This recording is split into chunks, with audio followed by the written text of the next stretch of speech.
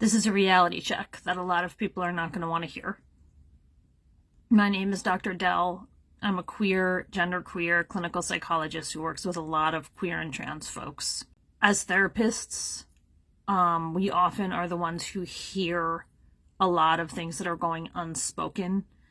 We often start to see trends before they hit the larger community.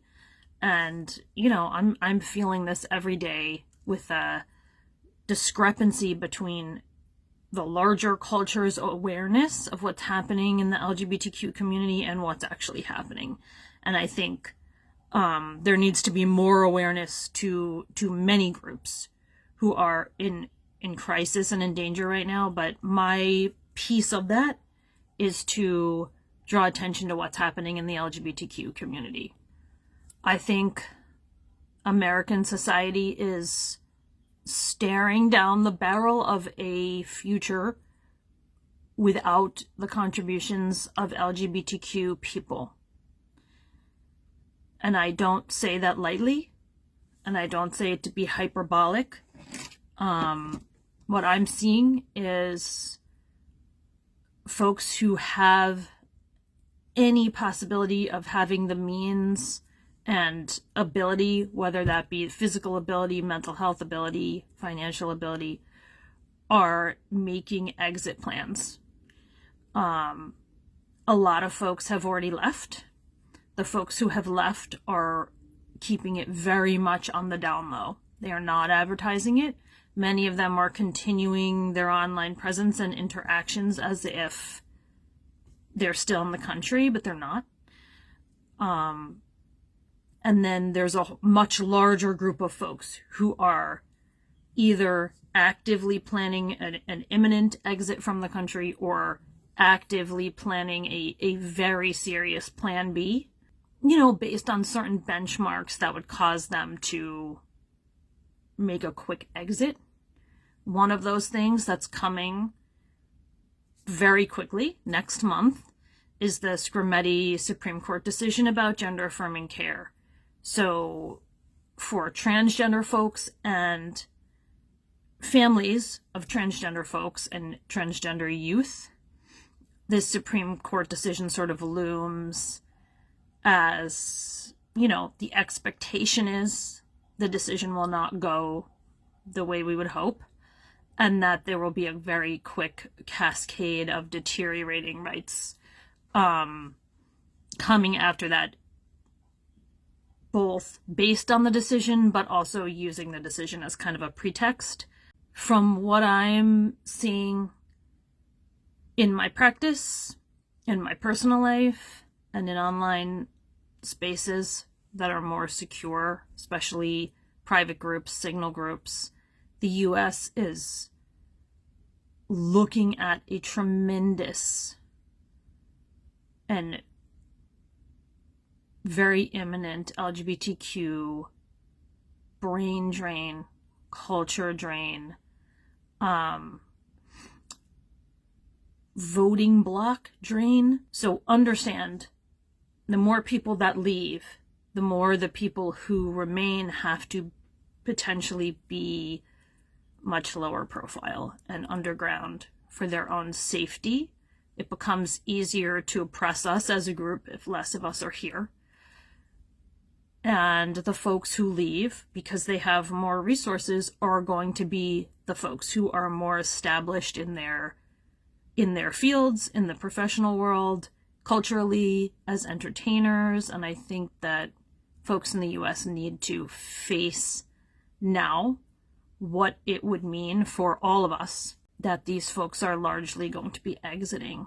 What is it going to mean in terms of our already extremely razor thin voting margins in a lot of states, that we're going to be losing large populations, large relative to the voting margins, right? Overwhelmingly, if not entirely, Democratic and progressive voters. Folks who, I think, even folks in the US who are hostile to LGBTQ people in some ways or not entirely affirming, are often enjoying and benefiting from our labor, right? Our labor in terms of entertainment, in terms of culture, in terms of ways that we don't even realize, right? So sought after scientists that other countries are literally like recruiting right now, right? Understand that the LGBTQ folks are going to be the first to go because it's not safe for us here. So the incentive to take those offers and leave and get out is the highest for the person who has somewhere to go, is sought after, and is looking for an exit plan, right? I don't know if it's noticeable as I'm speaking, but I'm shaking. I'm physically shaking as I'm making this video because the profound level of loss of the juggernaut of American LGBTQ culture and influence in terms of LGBTQ rights around the world and what we've been able to accomplish here in terms of community, in terms of our influence in every facet of society. That is a profound loss to us, that so many of us are going to be dispersed around the world. But I think the loss to the larger society is something that I haven't heard literally anyone speak about, and I don't think people necessarily understand what that's going to look or feel like. And maybe make a list of the 10 most prominent LGBTQ people that influence your life, keeping in mind many of those folks you may not be aware of, right? So if someone invented a medication that's been life-saving for you, designed infrastructure that improves your life, etc., you may not be aware of that. But just the folks you're aware of, imagine or bring to mind the 10 most influential. And influential might be your best friend, could be a provider that you see, or it could be an entertainer that you enjoy seeing in concert, right? Just imagine, I'm going to say conservatively, 50% of those people disappear over the next 4 years. I think people are in for a shocking reality check when just over the next couple months, especially after Scrimeti, people start to disappear and people start to realize that people are gone. Because I think a lot of folks, out of concern mostly for their own safety, folks are not advertising that they are in Thailand, in Portugal, in Canada, in Uruguay, various other places. But there are pockets that are forming and have been forming because folks have been fleeing red states over the last 4 to 8 years, right? But many of those folks fled to blue states. Some have gone abroad. And there are networks of people who are set up, who are receiving people who are coming now. And those networks and communities are going to get bigger and start to grow.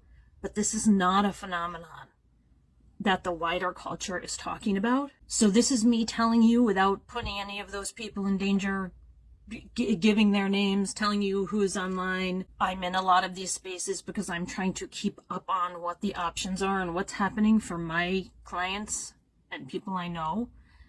And very frequently, I'm seeing people I know personally, people who are in high-level positions and in the fight for LGBTQ rights, activists, people who are like pillars of the community that other people depend on. I see them in these spaces, making plans, talking to people, actively exiting the country. They're not advertising it. I want the rest of the folks who are not aware of this to know this is happening. You don't have 2 years until the midterms. You don't have 4 years. LGBTQ people, many of them, not all, feel at a level of risk where staying here is a choice, literally, to stay and fight despite what feels like and is quite high risk and danger. Understand there are people who will do that. There are absolutely people who will do that. especially younger people, okay? Families, parents with vulnerable trans kids, people who are already threatened in other ways, people who have multiple identities that put them in danger, right? Intersectionally. And just a lot of people who just want to fucking live their lives, right? Are not going to sign on for that. So understand this tsunami of disappearance of LGBTQ people, culture, institutions that are woven into the fabric of every aspect of society is going to be gone imminently. If folks understand what that means and want to stop it, it needs to happen now. And it needs to be enormous. And this Pride Month that's starting in a few days is the time to turn the tide and be out in the streets everywhere saying, we will not lose this tremendous asset that exists nowhere else in the world in this way, right? Which is what we've built in and around the LGBTQ community in the United States. We are all heading toward a tremendous loss. And I can say, if you don't believe me, if you don't want to hear this, if you think it's hyperbole, fuck around and find out.